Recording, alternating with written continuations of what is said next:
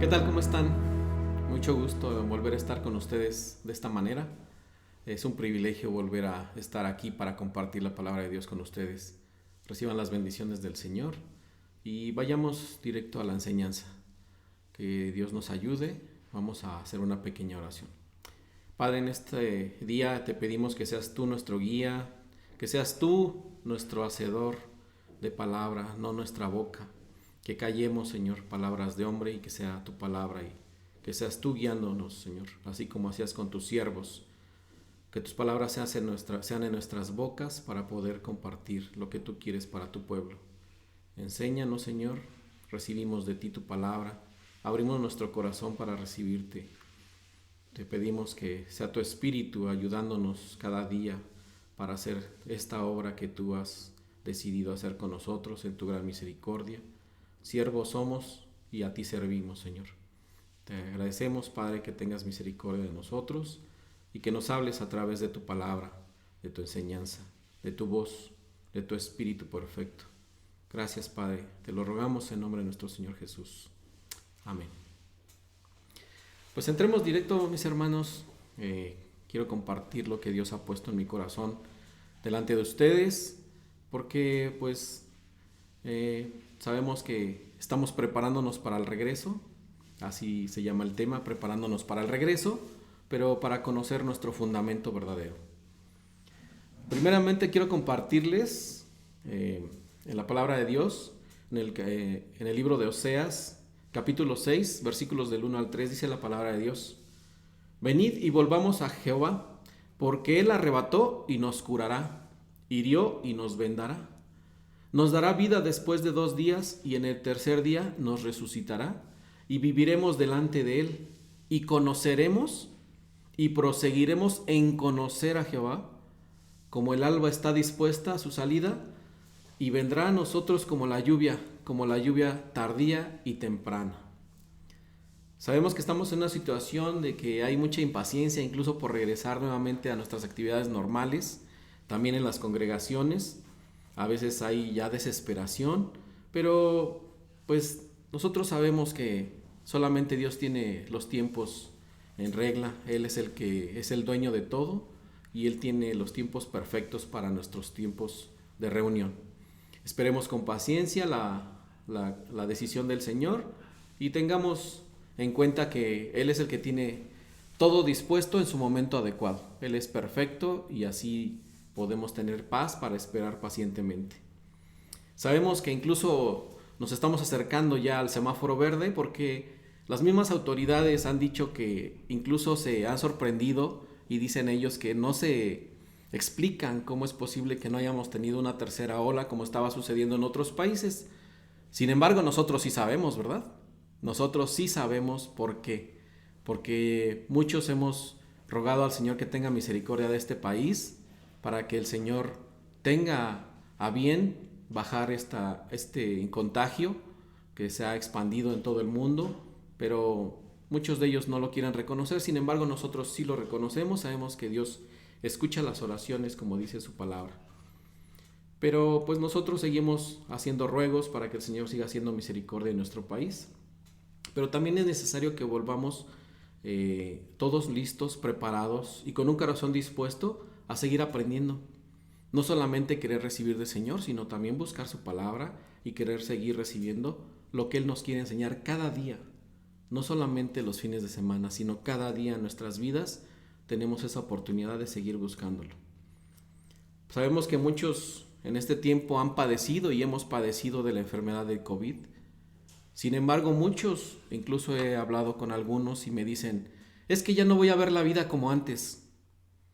Ahora mi vida ha cambiado y va a cambiar porque ya no la veo igual que antes. Sin embargo, y desafortunadamente, también vamos viendo que conforme se acerca este tiempo de nueva normalidad y de semáforo verde, pues mucha gente está empezando a regresar nuevamente a sus prácticas anteriores y pues no han cambiado. Son pocos los que realmente lo van a hacer, pero pues seguimos rogando para que también muchos de ellos, aún en esa condición, busquen de Dios. Miren, veamos Zacarías 1, versículo 4. Dice, no seáis como vuestros padres a los cuales clamaron los primeros profetas diciendo, así ha dicho el Señor de los ejércitos, volveos ahora de vuestros malos caminos y de vuestras malas obras, y no atendieron ni escucharon, dice el Señor. Así va a pasar con muchos, que aunque digan ellos que va a cambiar su vida porque vieron muchos de ellos la muerte cerca y pues no es así. Algunos ya están regresando a volver a hacer sus malas obras, no ha cambiado su forma de ser, su forma de comportarse. Pero también lo que queremos tener en claro es que nuestro fundamento en Cristo siempre va a estar ahí y que además nosotros tenemos la obligación de saberlo. Todas las iglesias que se aprecian de ser cristianas y los congregantes que dicen ser cristianos deben tener el siguiente fundamento bien claro para que podamos seguir avanzando en las iglesias. Les voy a compartir 8 puntos en los cuales consideramos que son los puntos base en los cuales cualquier iglesia que se precie de ser cristiana los debe tener firmes. Sabemos que hay muchas iglesias presbiterianas, luteranas, evangélicas, pentecostales, etcétera, etcétera. Pero lo que nos une muchas veces entre iglesias es este fundamento. Aquellas iglesias o aquellos lugares donde estos fundamentos se muevan o sean diferentes, pues tienen el riesgo de caer en el listado de sectas, ¿verdad? Porque empiezan a salirse del fundamento verdadero.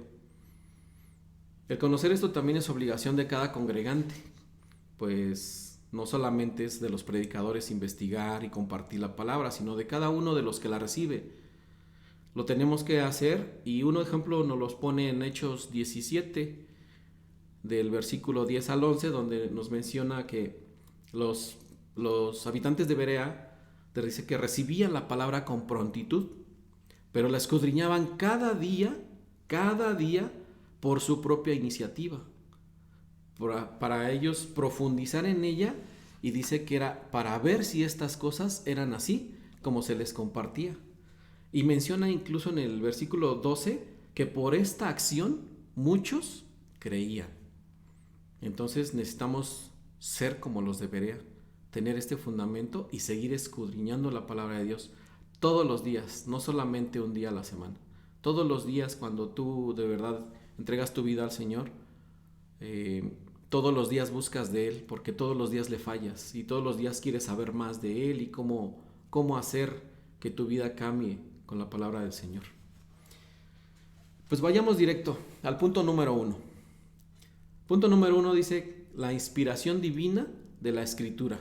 Ese es el primer punto que vamos a ver. En 2 de Timoteo 3, del 16 al 17 dice así: toda la Escritura es inspirada por Dios y útil para enseñar, para redarguir, para corregir, para instruir en justicia, a fin de que el hombre de Dios sea perfecto, enteramente preparado para toda buena obra. Sin embargo, pues hay que aclarar aquí algo, porque muchas veces sucede que cuando hay gente de afuera que dice que toda la Escritura es inspirada por Dios, piensan que son obras de teatro, obras poéticas, obras literarias, obras científicas. Dicen que todo eso es inspirado por Dios, pero no es así. Estos versículos se refieren exclusivamente a la palabra de Dios, a lo que está escrito en la Biblia. Entonces, para que no haya confusión. Incluso vamos a profundizar un poquito aquí. Por ejemplo, dice que la palabra enseñar, de la que está hablando, es la palabra en griego lamad. Pero esta palabra significa motivar a aprender. Entonces, cuando nosotros buscamos la palabra de Dios, nos motiva a aprender cada día más. Cuando dice que es para redarguir, la palabra es elenco. Y elenco dice que es convencer, dejar convicto o reprender. ¿Qué pasa con la palabra de Dios? La palabra de Dios nos convence de pecado. Nos convence que estamos mal en nuestro actuar.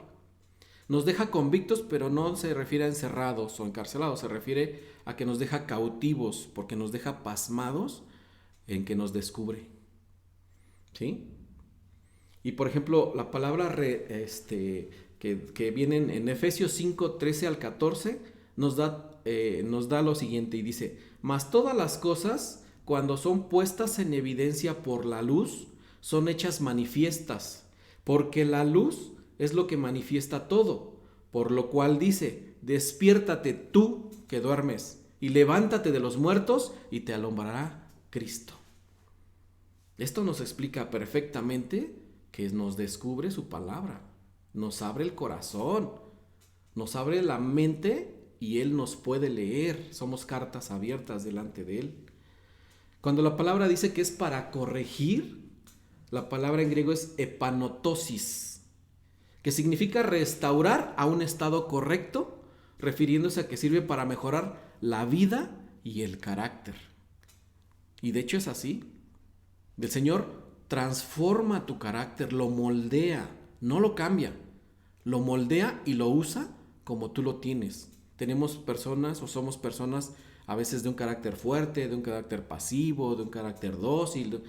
Ese carácter, aún así, Dios lo transforma, lo va moldeando. Nada más que a veces no nos gusta la manera en que nos moldea, ¿verdad? Pero sin embargo, Él es el que sabe cómo nos va a moldear. Él sabe cómo va a tratar esta masa, este barro, para transformarlo en algo útil.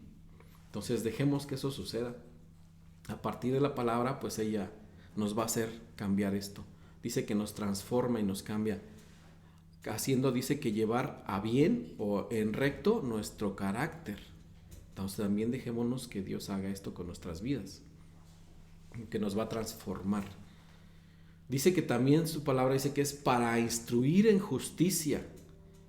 Y esta palabra en griego es paideia, que se traduce como disciplinar en justicia.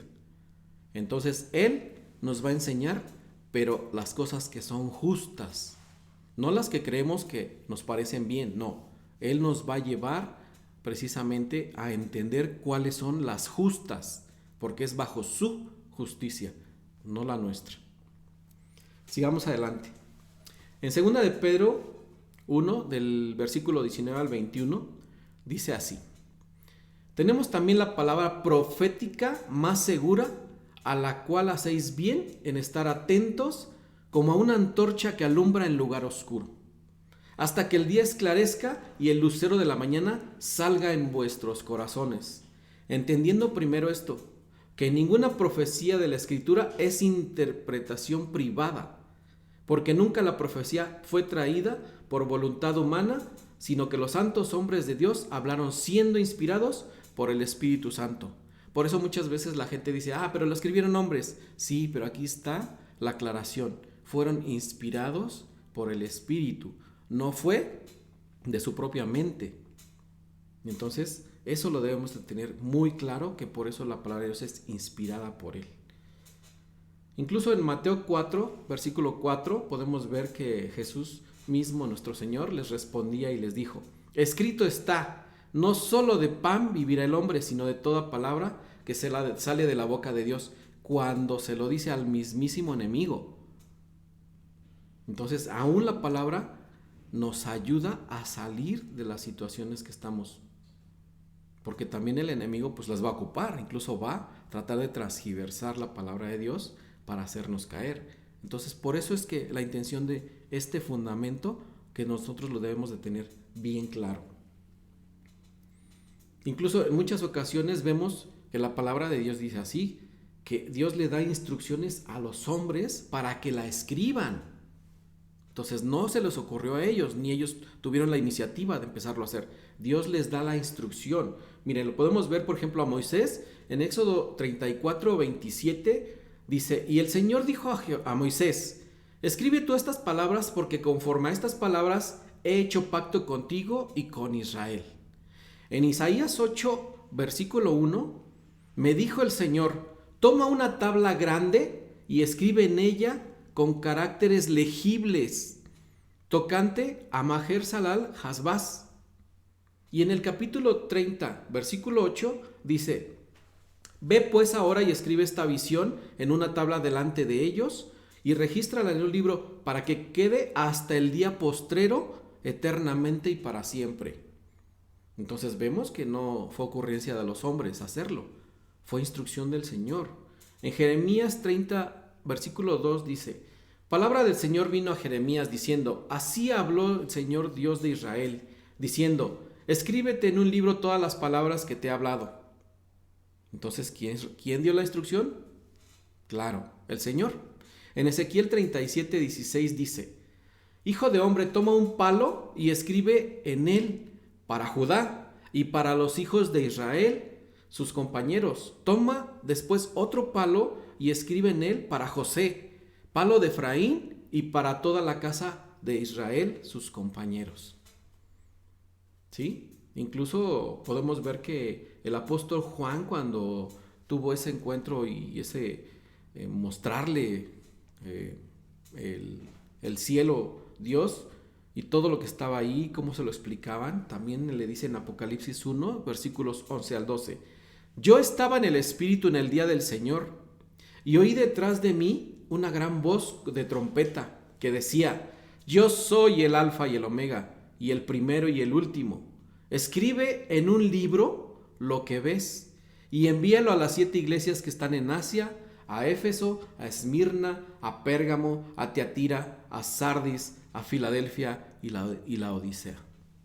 Entonces vemos que en muchos lugares Dios da la instrucción de escribirlo precisamente para después, en nuestros tiempos, poderlo tener escrito gracias a Él, gracias a su inteligencia y no a la iniciativa de los hombres. Entonces sí, los hombres lo escribieron, pero por instrucción de Dios.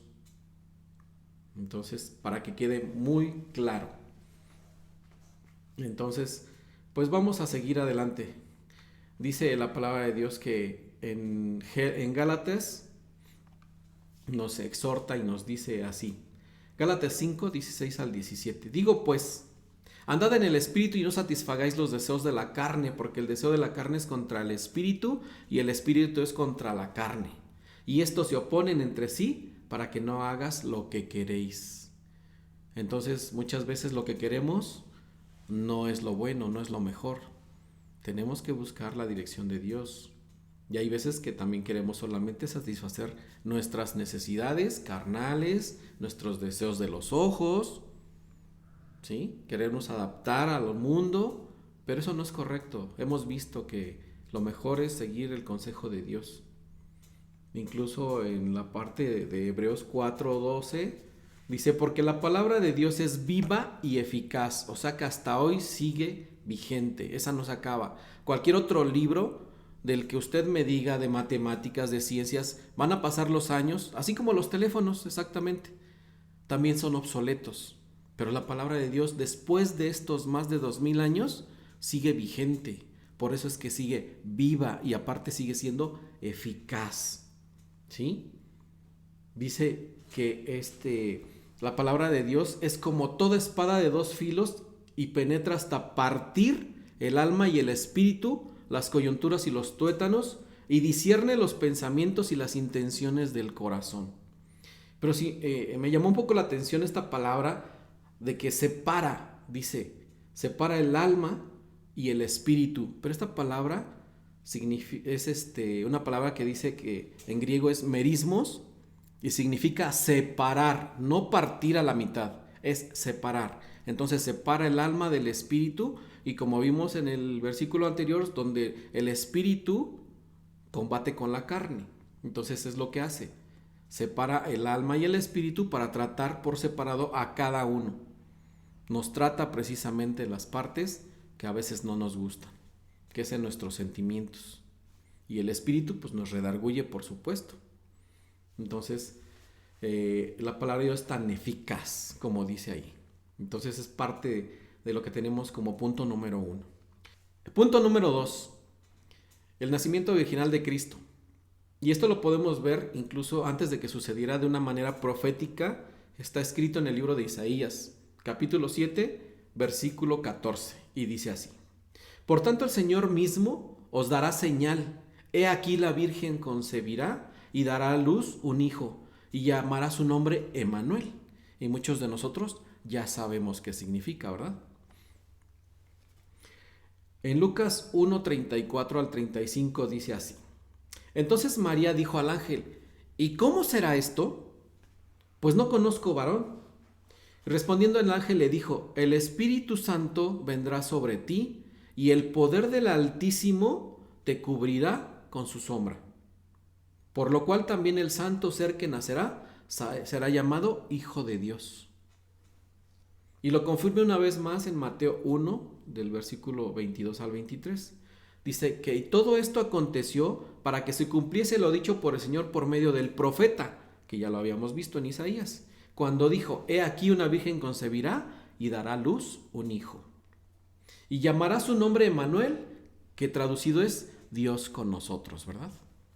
Entonces aquí empezamos a ver que se va cumpliendo la palabra y que al final es la palabra la que manda.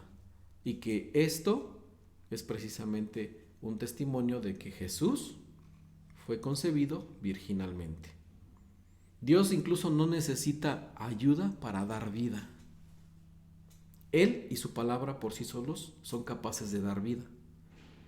Lo podemos ver en Génesis 2, versículo 7, dice: Entonces el Señor Dios formó al hombre del polvo de la tierra y sopló en su nariz aliento de vida, y fue el hombre un ser viviente. Entonces el nacer de Adán no necesitó de ninguna aportación humana, sino solamente por el soplo de vida que Dios da. Incluso esa palabra dice que es hálito en griego y napesh en hebreo, que significa exhalación, aliento de vida, vapor o respiración. Incluso vemos que cuando tú te acercas a un espejo y cuando estás respirando, se llena de vapor. Entonces lo podemos comprobar también ahí. En Génesis 2, 22 dice que también hizo a la mujer y la trajo al hombre. Pero ¿cómo es que lo hizo? Ya sabemos la historia, que se durmió y que extrajo una parte de él y formó a la mujer. Pero entonces no necesitó de la ayuda del hombre. Él lo hizo. ¿Y cómo lo hizo? Por supuesto, por su palabra. Aquí voy a tocar un punto un poco que trae controversia, y que es que si nosotros acabamos de leer donde solamente su palabra es capaz de dar vida y por su palabra se cumplió, me atrevo a decir que entonces la concepción de Jesús fue virginalmente, pero ni siquiera con la ayuda de María. María solamente fue un instrumento bendito usado por Dios, el cual damos gracias a Él por su vida, pero no la adoramos como Dios. Ahí es uno de los temas. Sigamos más adelante. Ese pues dará para otro capítulo, para otra enseñanza, si me lo permiten. Punto número 3. La deidad de Jesús como Dios. Primeramente vamos a ver 2 versículos en Isaías, donde indica que el Señor no comparte su gloria con nadie. Dice en Isaías 42:8: Yo, el Señor, este es mi nombre, y a otro no daré mi gloria ni mi alabanza. Ni mi alabanza a esculturas. En el capítulo 48, versículos del 10 al 11, dice: He aquí te he purificado, y no como a plata, te he escogido en horno de aflicción. Por mí, por amor de mí mismo lo haré, para que no sea amancillado mi nombre, y mi honra no la daré a otro. Entonces vemos que Dios exige su gloria, pero solamente para Él, ¿verdad? Y no la va a compartir con nadie. Sin embargo, vemos que en varias ocasiones los mismos apóstoles o los ángeles se decían entre sí que la adoración solamente pertenece a Dios.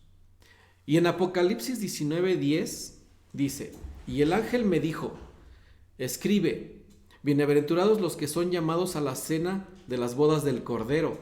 Y me dijo: Estas son palabras verdaderas de Dios. Yo me postré a sus pies para adorarle, y él me dijo: Mira, no lo hagas. Yo soy consiervo tuyo y de tus hermanos que tienen el testimonio de Jesús. Adora a Dios, porque el testimonio de Jesús es el espíritu de la profecía. Y en Apocalipsis 22, del 8 al 9, también dice así: Yo, Juan, soy el que oyó y vio estas cosas, y después que las hube oído y visto, me postré para adorar a los pies del ángel que me mostraba estas cosas. Pero él me dijo: Mira, no lo hagas, porque yo soy consiervo tuyo, de tus hermanos, los profetas, y de los que guardan las palabras de este libro. Adora a Dios.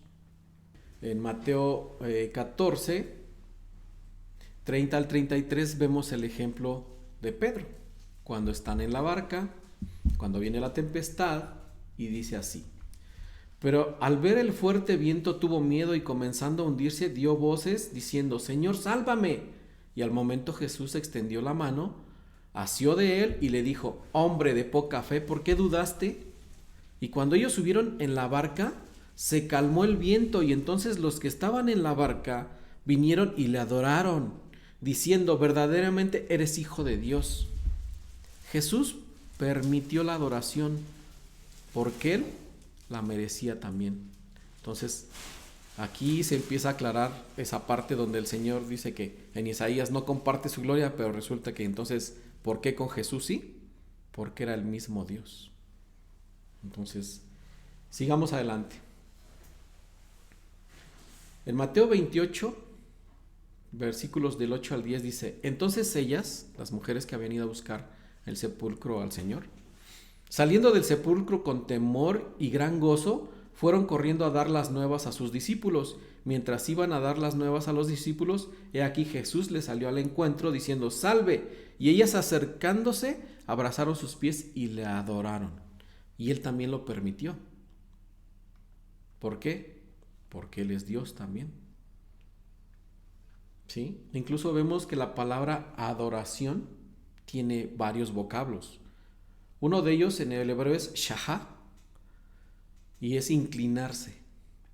Pero en el griego tiene por lo menos 5 palabras diferentes para esta palabra adoración.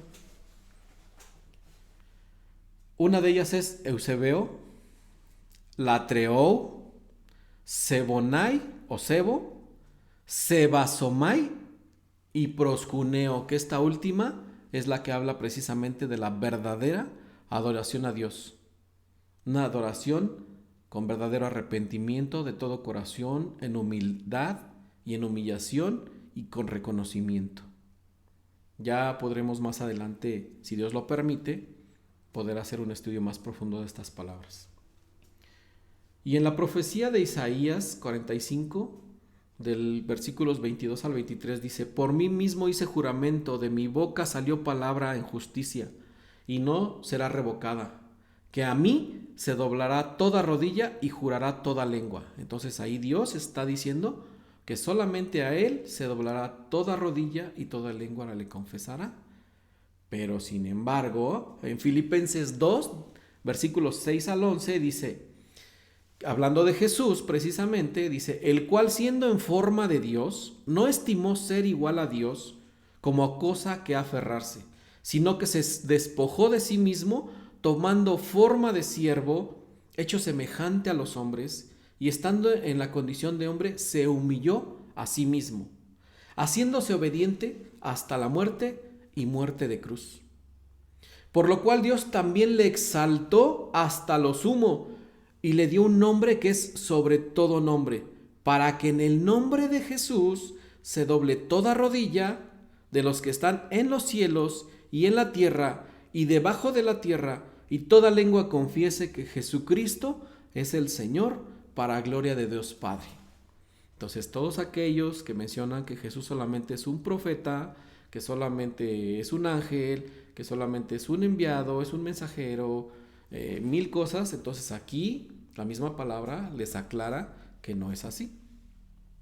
Que entonces Dios le dio esa majestad, esa autoridad y esa potestad. Dice en Romanos 9, del versículo 1 al 5, verdad digo en Cristo y no miento, y mi conciencia me da testimonio en el Espíritu Santo que tengo gran tristeza y continuo dolor en mi corazón, porque deseara yo mismo ser anatema, separado de Cristo por amor a mis hermanos, los que son mis parientes según la carne, que son los israelitas. Aquí es Pablo hablando de ellos y de su pueblo, de los cuales son la adopción. Nosotros somos la adopción, la gloria y el pacto, la promulgación de la ley, el culto y las promesas, de quienes son los patriarcas y de los cuales según la carne vino Cristo, el cual es Dios sobre todas las cosas, bendito por los siglos. Amén. Entonces vemos muchos versículos donde se habla y asegura que Dios es Jesús y Jesús es Dios, para todos aquellos que siguen diciendo o teniendo dudas. Este es parte de nuestro fundamento que debemos de tener cada uno de nosotros de manera clara.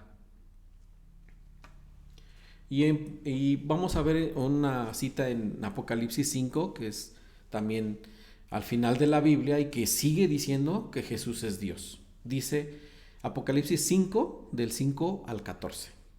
Y miré y vi en medio del trono y de los 4 seres vivientes y en medio de los ancianos estaba en pie un cordero como inmolado, que tenía 7 cuernos y 7 ojos, los cuales son los 7 espíritus de Dios, enviados por toda la tierra. Y vino y tomó el libro de la mano derecha del que estaba sentado en el trono. Y cuando hubo tomado el libro, los 4 seres vivientes y los 24 ancianos se postraron delante del Cordero. Todos sabemos quién es el Cordero y quién es el Cordero inmolado. Todos tenían arpas y copas de oro llenas de incienso, que son las oraciones de los santos, y cantaban un cántico nuevo diciendo: digno eres de tomar el libro y de abrir sus sellos, porque tú fuiste inmolado y con tu sangre nos has redimido para Dios de todo linaje y lengua y pueblo y nación. Entonces todavía hay más versículos que podemos ir viendo, pero aquí en estos podemos ver claramente que Jesús es Dios. Juan 5:23 dice: para que todos honren al Hijo como honran al Padre. El que no honra al Hijo, no honra al Padre que le envió. Así hay muchos versículos más que podemos escudriñar, que yo les invito que sigan buscándolos, haciendo una lista todavía más grande de la que les estoy presentando, y que ustedes mismos puedan dar testimonio a cualquiera que dice que Jesús no es Dios. Sigamos al siguiente punto. El punto número 4 es la Trinidad como unidad divina. Muchos piensan y dicen que no hay Trinidad, o que la Trinidad ni siquiera se menciona en la Biblia. Sin embargo, no se menciona como tal, pero se hace alusión en muchos de ellos. Dice en Génesis 1:26, y es uno de los muchos versículos que escudriñamos para entender un poco, porque sí, hasta para los mismos cristianos era confuso el decir que la palabra de Dios dice así. Génesis 1:26. Entonces dijo Dios: hagamos al hombre a nuestra imagen, conforme a nuestra semejanza, y señoree en los peces del mar, y en las aves de los cielos, y en las bestias, y en toda la tierra, y en todo animal que se arrastra sobre la tierra. Aquí el tema es que él no dice voy a hacer, dice hagamos. Vemos también en Génesis 11:7 acerca de la Torre de Babel. Dice: ahora pues descendamos y confundamos. Está hablando en plural.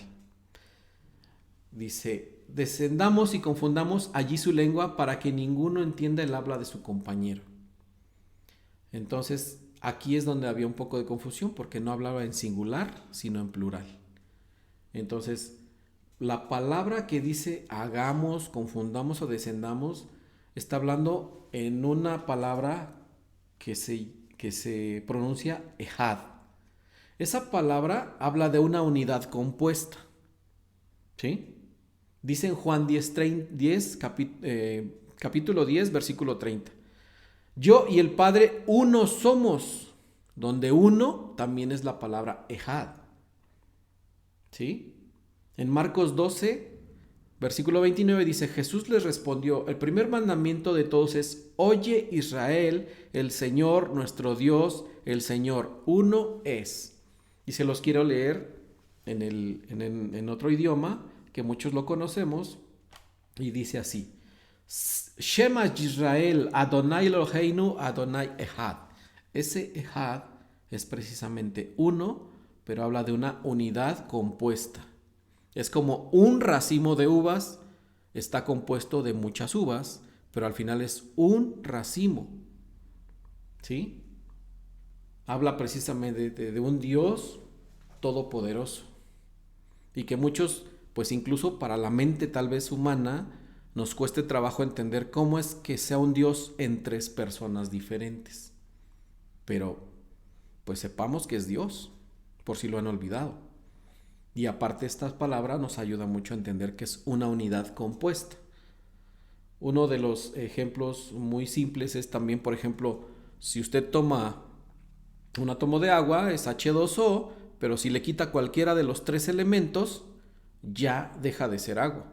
Se convierte en cualquier otra cosa, incluso en gas, pero ya no es agua. Es lo mismo, Dios decidió por su propia voluntad ser una divinidad en tres personas. Dice la palabra de Dios en Mateo 19:5, y dijo, por esto el hombre dejará padre y madre y se unirá a su mujer, y los dos serán una sola carne. También esta palabra una habla otra vez de esa palabra ejad, que es unidad compuesta. Y en este caso es por dos personas. Por eso nosotros como matrimonio somos una unidad compuesta. Y por eso somos ahora una sola carne, ya no dos. ¿Sí? Entonces, esperemos que esto sea un poco más claro y si no, les invitamos a seguir ustedes escudriñando la palabra de Dios. Veamos el punto número 5, la resurrección corporal de Cristo.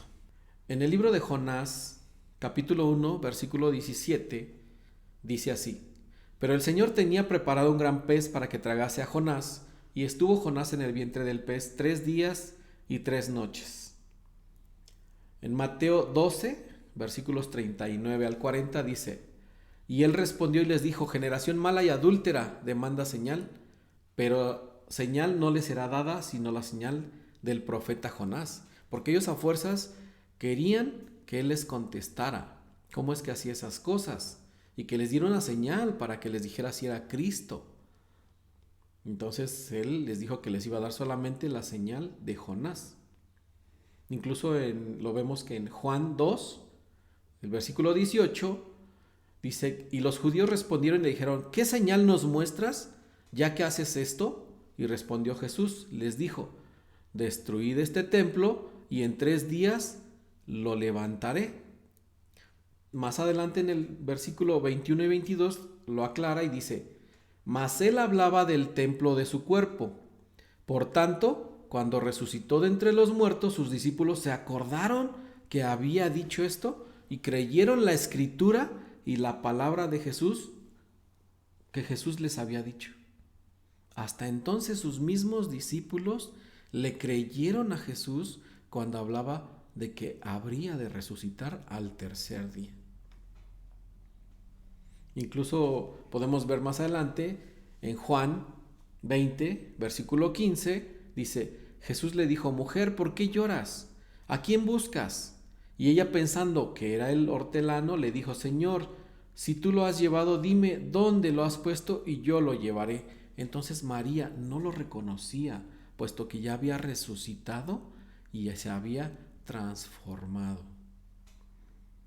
También podemos ver un ejemplo cuando algunos que iban en camino de Emaús no lo reconocían cuando se les había acercado y los había acompañado durante todo el camino. Dice en Lucas 24, en el versículos 29 al 31. Mas ellos le obligaron a quedarse, diciendo, quédate con nosotros porque se hace tarde y el día ya ha declinado. Entró Jesús, pues entonces a quedarse con ellos, y aconteció que estando sentados con ellos a la mesa, tomó el pan y lo bendijo, lo partió y les dio. Entonces les fueron abiertos los ojos y le reconocieron, mas él se desapareció de su vista. ¿Sí?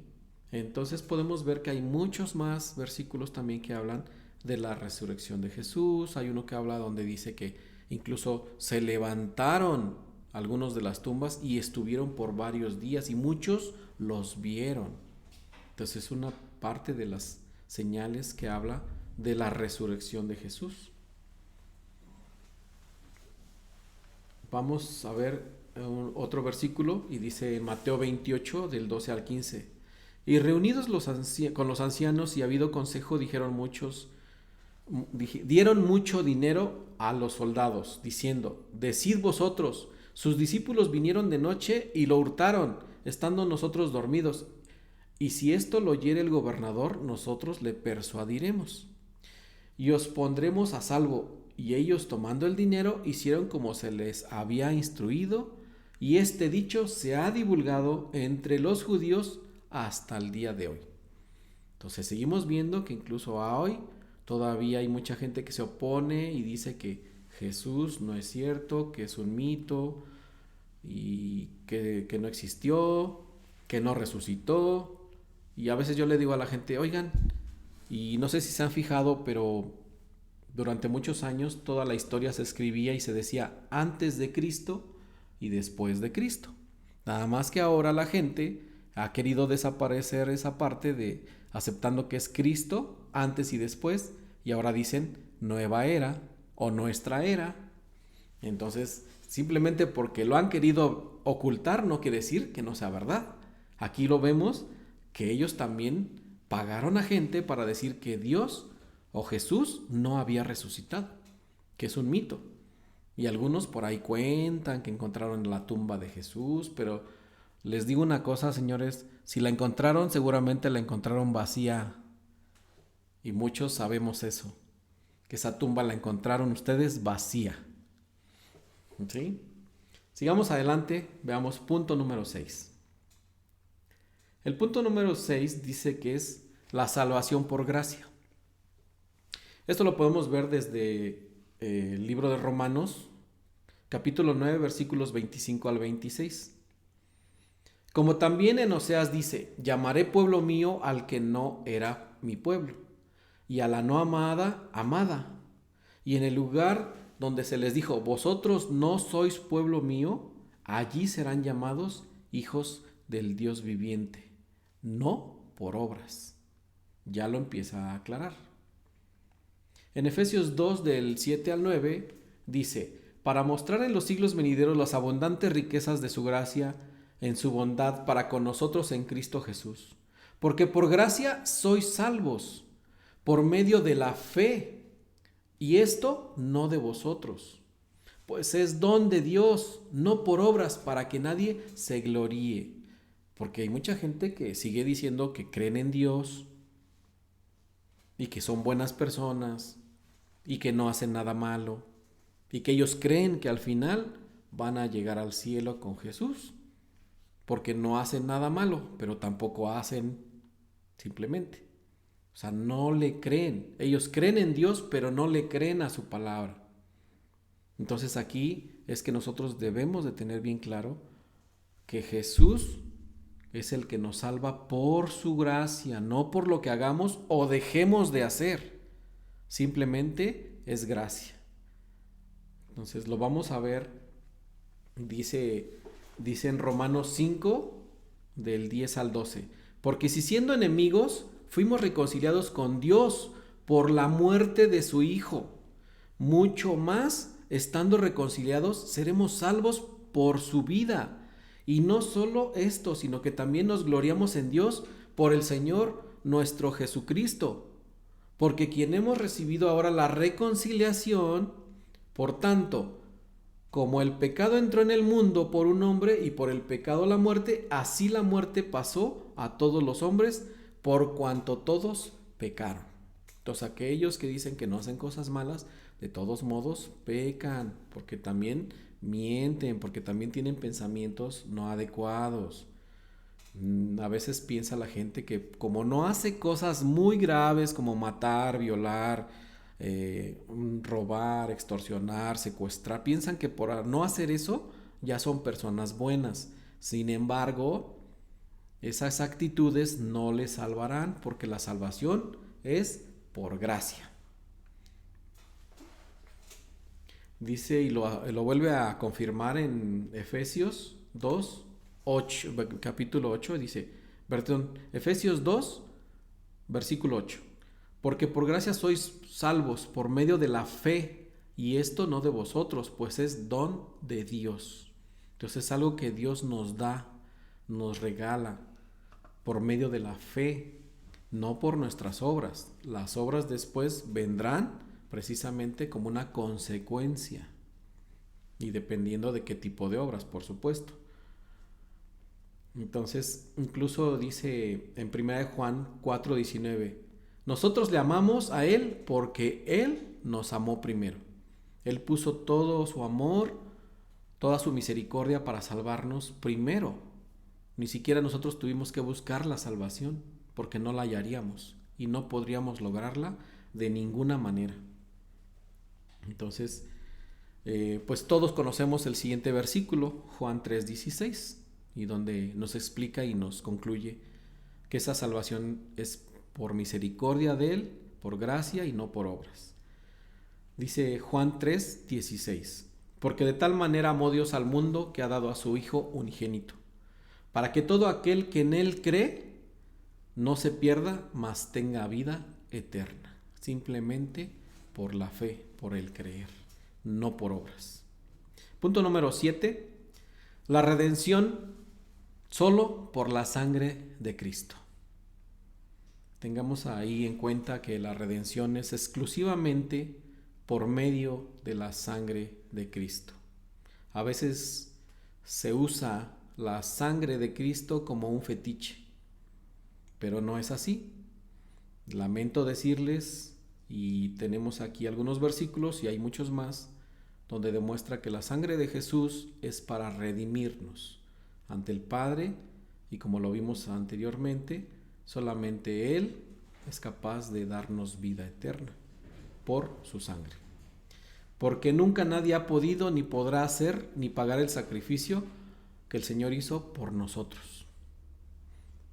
En Hebreos 9:22 dice así: casi todo es purificado según la ley, con sangre, y sin derramamiento de sangre no se hace remisión. En Juan 1:29 dice: el siguiente día vio Juan a Jesús que venía a él y dijo: he aquí el Cordero de Dios que quita el pecado del mundo. Ya empezamos a dilucidar dónde empezó todo. Y el mismo Juan el Bautista declara, cuando vio a Jesús, que venía ya llegando el Cordero que iba a quitar el pecado, ya no lo iba a ocultar, ya lo iba a quitar permanentemente. En Mateo 26:28 dice así: porque esto es mi sangre del nuevo pacto, que por muchos es derramada para remisión de los pecados. Entonces ya Jesús estaba hablando y profetizando precisamente de su muerte, pero ¿cuál era la intención de morir? Era para salvarnos por medio de su sangre y limpiarnos de todo pecado. En Juan 10, del versículo 17 al 18 dice: por eso me ama el Padre, porque yo pongo mi vida para volverla a tomar. Nadie me la quita, sino que yo de mí mismo la pongo, y tengo poder para ponerla y tengo poder para volverla a tomar. Este mandamiento recibí de mi Padre. ¿Sí? Para aquellos que todavía siguen dudando que es Dios y que aún Él vino a hacer un sacrificio por toda la humanidad. Él vino por todos, no por algunos, vino por todos. Aquí el tema es quiénes le van a creer, como veíamos, la salvación por fe. Porque hay un solo Dios, dice el 1 Timoteo 2, de los versículos 5 al 6. Porque hay un solo Dios y un solo mediador entre Dios y los hombres, Jesucristo hombre, el cual se dio a sí mismo en rescate por todos, de lo cual se dio testimonio a su debido tiempo. Entonces aquí vemos que el único intercesor, intermediador entre el Dios el Padre y nosotros es Jesús. No hay vírgenes, no hay santos, no hay nadie que pueda hacer ese trabajo. Ese trabajo es exclusivamente de Él, y lo hizo por medio de su sangre para reconciliarnos con el Padre, redimirnos de todo pecado y hacernos aceptos y reconciliados con el Padre. Entonces creo que estos versículos explican perfectamente qué hizo Jesús por medio de su sangre.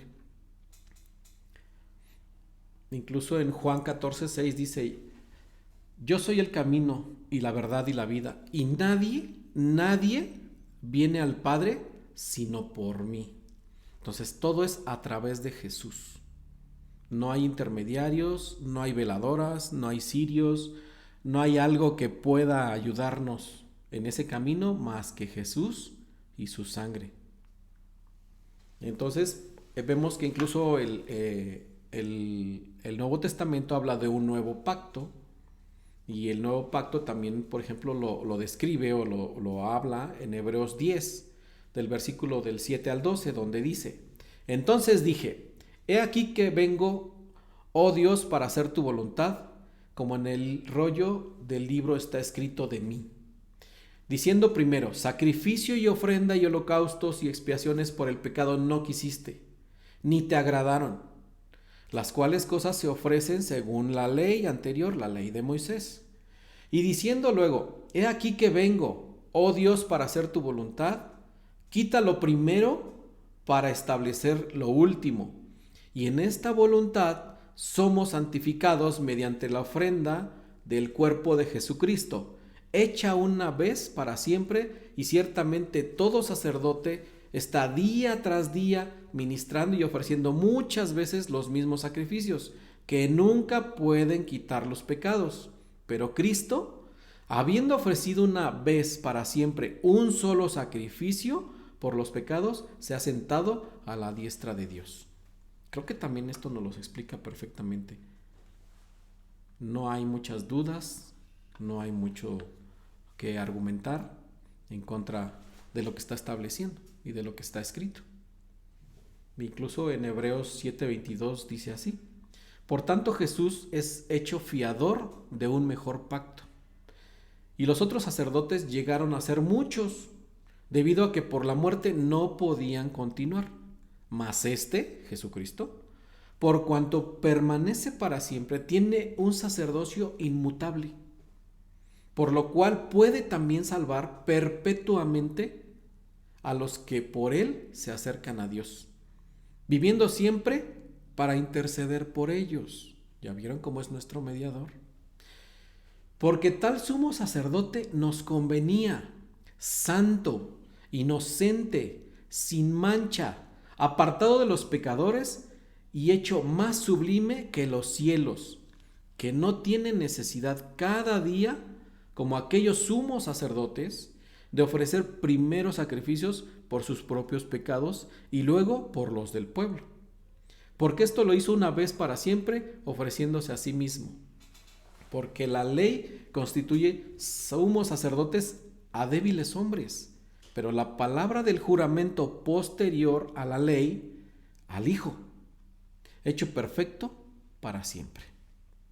Creo que aquí pues queda muy claro que Jesús precisamente es el que fue hecho digno de hacer un nuevo pacto, de representarlo, de hacerlo por nosotros y de llevarlo a cabo perfectamente, sin ningún error, por el cual nosotros podemos confiadamente entrar al trono de la gracia para estar delante del Señor, para orar, pedir, rogar, agradecer, suplicar, pedir dirección. Entonces tenemos todo esto a nuestro favor. Como cristianos, nosotros debemos de tener claros todos estos puntos. Entonces, incluso podemos ver que el derramamiento de sangre de Jesús fue precisamente con la intención de limpiarnos. Por ahí hay alguna película que pues sí está lo más cercana posible a lo que fue la crucifixión de Jesús, pero hay una escena donde contradice esto, porque el derramamiento de sangre tenía que hacerse en tierra, como lo decía en la ley, y tenía que la tierra absorber esa sangre. Y entonces en una de las escenas de esta película se ve a María supuestamente secando, limpiando o recogiendo la sangre con unos trapos del piso, pero eso no pudo haber sido cierto, porque el derramamiento de sangre tuvo que ser completo, y así sucedió. Entonces veamos un poco más allá, escudriñemos, sigámonos preparando para que entendamos todo a profundidad, conociendo más a nuestro Dios. Sigamos adelante. Punto número 8, el último punto. Dice, la necesidad de nacer de nuevo. Y esto pues lo vemos en Juan 3, versículos 9, donde Nicodemo le preguntaba a Jesús que cómo podía ser esto, cómo puede ser esto de nacer de nuevo, pues si ya estamos grandes, ni modo de volver a nacer del vientre de nuestra madre, ¿no? Pero vamos a darles unos versículos donde también se aclara cómo nacer de nuevo. Y si usted es cristiano, verdadero, redimido, aceptó la sangre de Cristo, tiene fe en Él, cree en Él, entonces usted y nosotros debemos de hacer lo siguiente. En los siguientes versículos nos los dice como una instrucción que viene por parte de Dios. Como decimos, muchas veces nuestras ideas no son las más adecuadas, y creo que nos guía más su palabra para hacer lo que corresponde como cristianos, como creyentes verdaderos. Entonces dice en Juan 3 del 17 al 21: porque no envió Dios a su Hijo al mundo para condenar al mundo, sino para que el mundo sea salvo por él.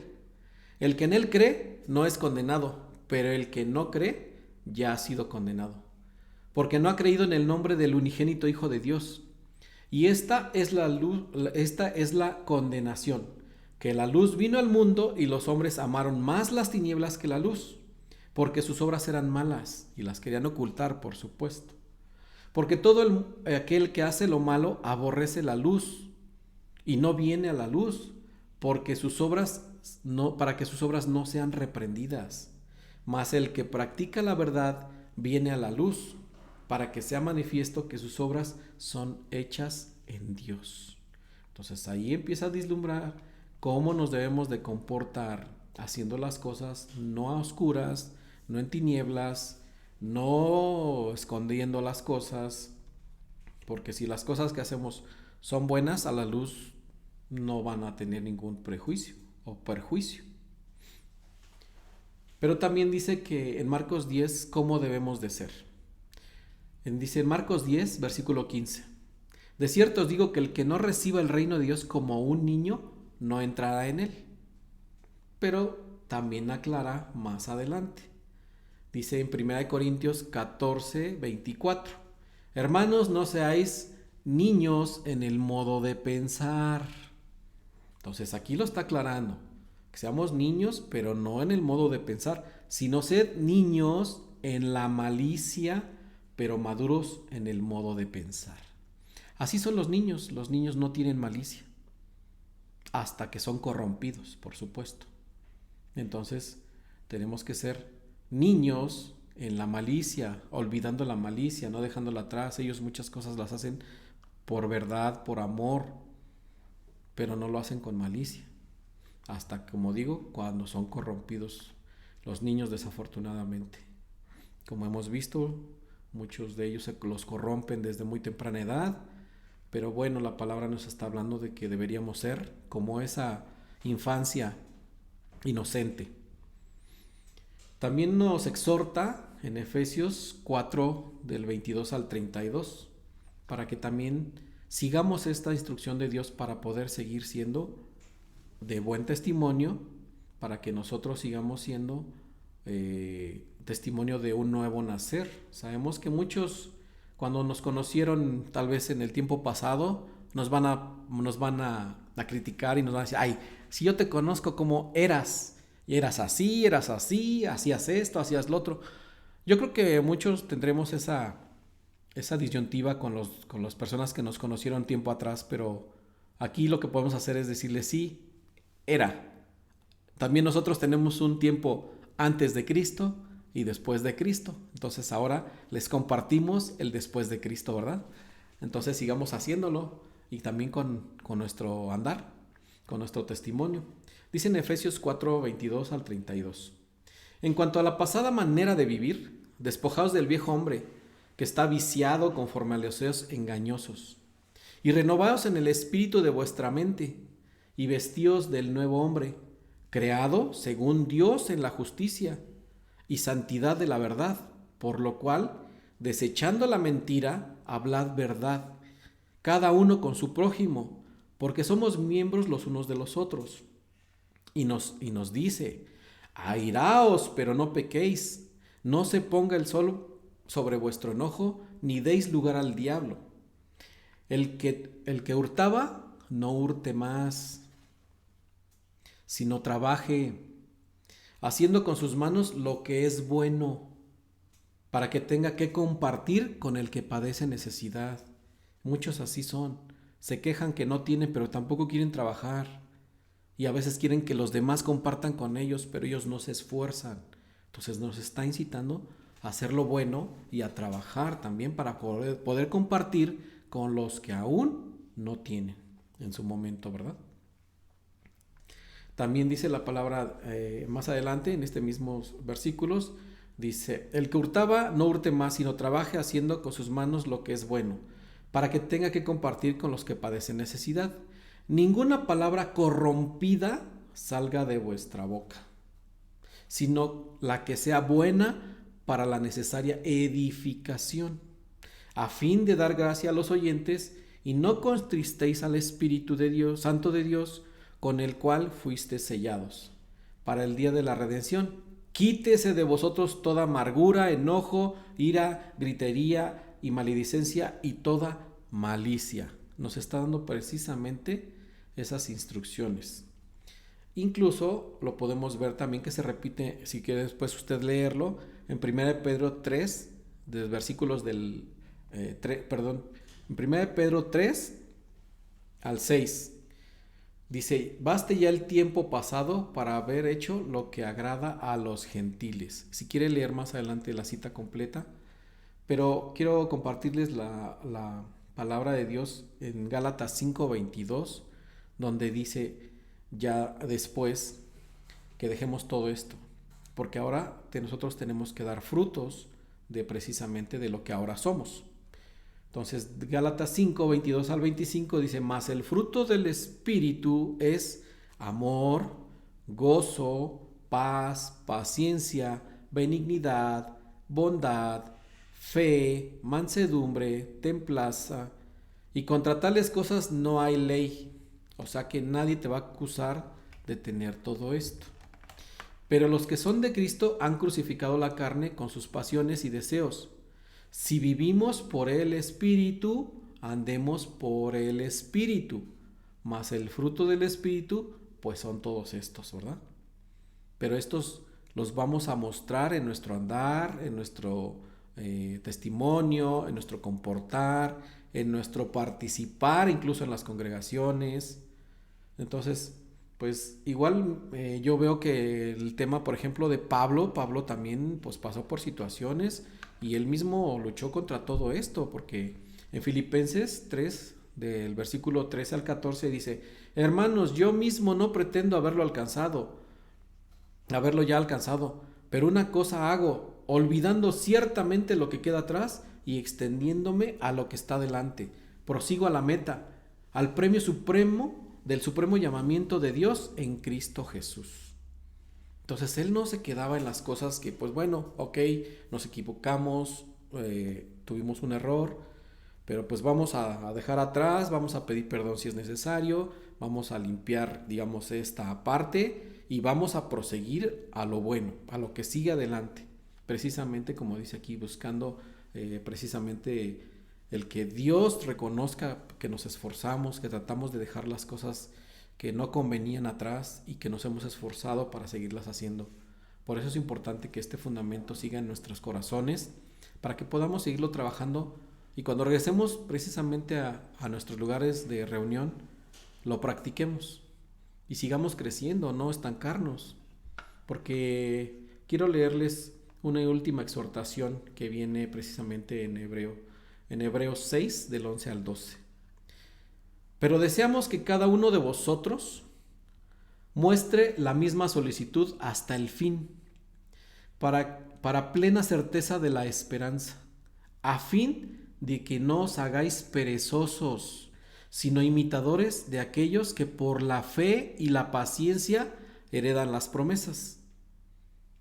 Porque cuando Dios hizo la promesa a Abraham, no pudiendo jurar por otro mayor, juró por sí mismo diciendo, de cierto te bendeciré con abundancia y te multiplicaré grandemente. Muchos congregantes desafortunadamente han olvidado este fundamento, ni siquiera muchos no lo conocen, otros no lo completaron, apenas empezaban, pero nosotros les invitamos a que ahora con este nuevo regreso, que nos preparemos en conocer todo este fundamento, que lo tengamos en nuestros corazones, que lo tengamos en nuestras casas bien fundamentado, bien estudiado, que lo podamos proclamar el día de mañana a cualquier persona que se acerque, incluso a los nuevos que esperamos que sean muchos que lleguen a las congregaciones buscando de Dios, todos aquellos que decidieron sí cambiar su vida en este tiempo de pandemia. Entonces nosotros también como congregantes les invitamos, y a todos aquellos que han dejado de hacerlo, les invitamos de todo corazón que lo hagan, que es por el bien de nosotros mismos. Dios no nos necesita, nosotros necesitamos de Él. Que tengamos toda la intención de seguir buscando la palabra de Dios, que seguir escudriñando su palabra, profundizando, que eso también habla de conocer al que más amas, habla de tener una intimidad, de un acercamiento profundo, de saber quién es. Yo les invito, les exhorto, les bendigo en el nombre del Señor para que lo sigan haciendo y nos podamos reunir prontamente, y que este fundamento sea solo la base, que prosigamos adelante, que no nos detengamos solamente en esto. Hay muchas cosas más en las cuales estudiar, profundizar, conocer al Señor, todo lo que Él piensa, porque esta mente no nos va a dar cabida para todo lo que Él piensa y sabe, pero en lo que podamos hacer mientras Dios nos preste vida, lo sigamos haciendo con alegría, con gozo, con prontitud, con exhortación a otros, y que Dios me los bendiga. Hasta luego, que estén bien.